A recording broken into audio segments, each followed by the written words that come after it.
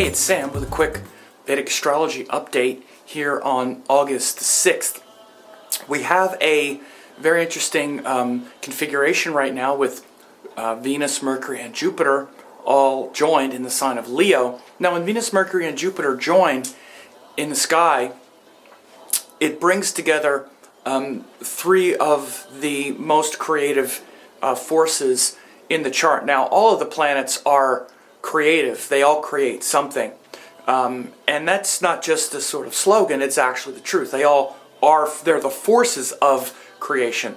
But Venus, Jupiter, and Mercury in particular are what create things that we tend to really like. For instance, beauty and appreciation of beauty and the skill. That's actually Venus, which is to see the beauty in things. Doesn't mean, that it's necessarily beautiful by a kind of monolithic standard. Sometimes a person finds beauty in things that are sort of, dark, for instance. So it's just the capacity to appreciate beauty comes from Venus, and to want to seek things that are beautiful.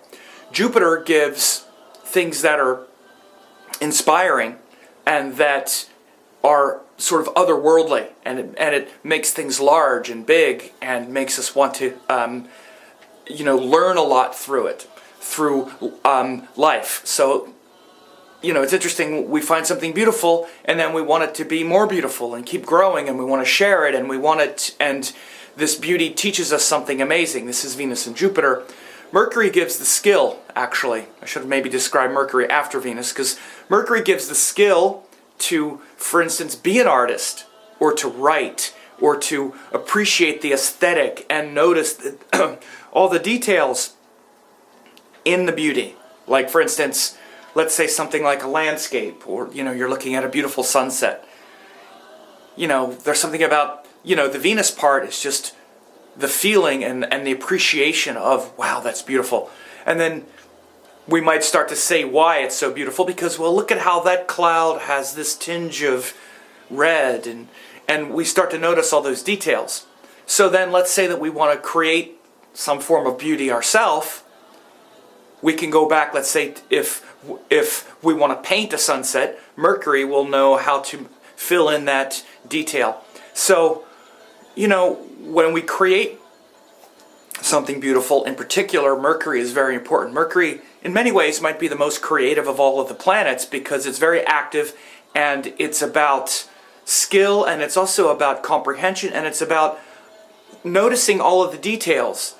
And if we don't notice every detail, we can't build something. Like anything that you can build, or anything that you really understand, it's because you understand the details. Like, for instance, writing a story. When you write the story, there's all these little details. A conversation has all these details.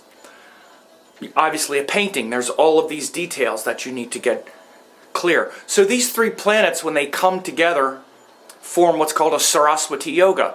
And it's related to the goddess Saraswati, who is the goddess of creativity. But again, not just worldly creativity, but the creativity that shows us creation.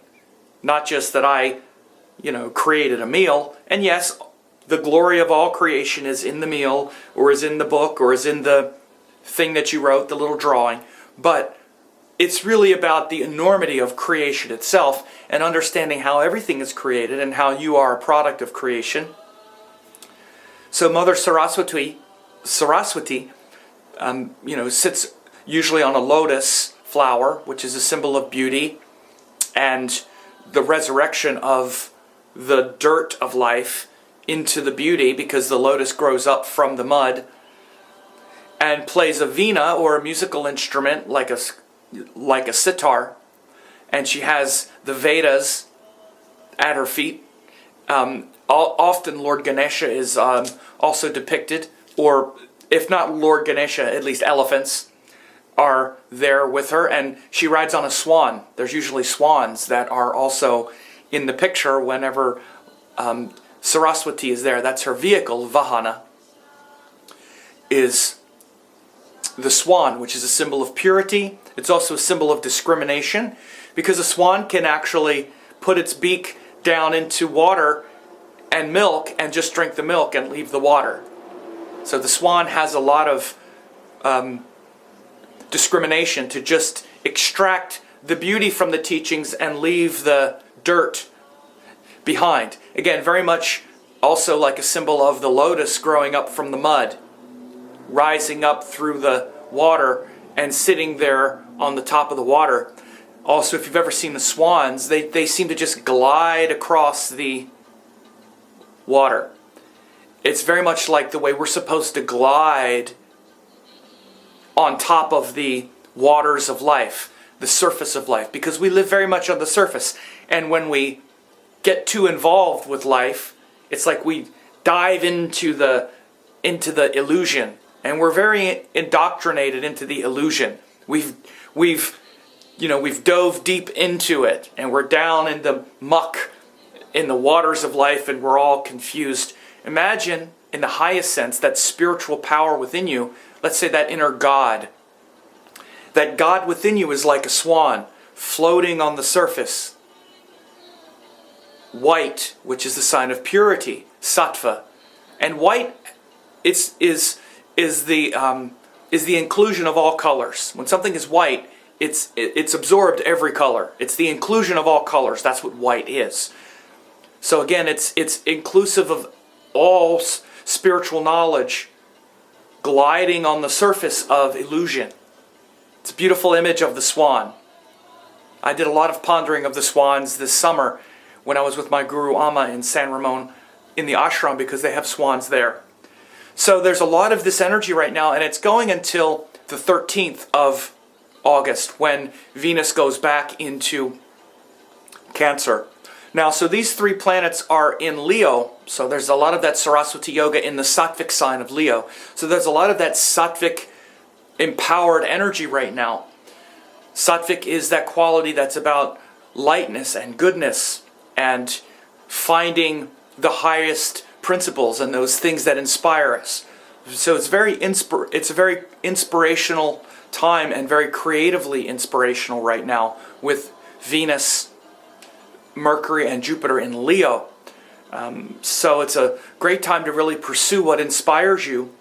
And in particular, if you have one of the fixed ascendants, which is Taurus, Leo, Scorpio, or Aquarius, this Saraswati yoga is in your angles. And that's the pure Saraswati yoga, is to have those three planets in angles, or actually it's just angles from the ascendant, is what I have seen to be the pure Saraswati yoga.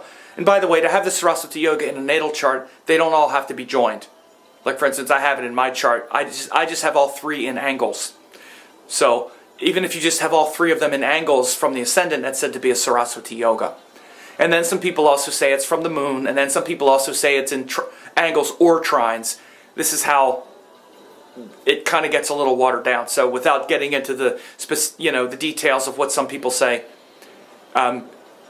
it's supposed to be traditionally in angles, because angles give manifestation. So regardless, the energy is still in the sky, regardless of your ascendant, having those three creative planets together. Now, what makes it also kind of interesting is between now and August 13th, that Saraswati yoga is also hemmed, what's called hemming.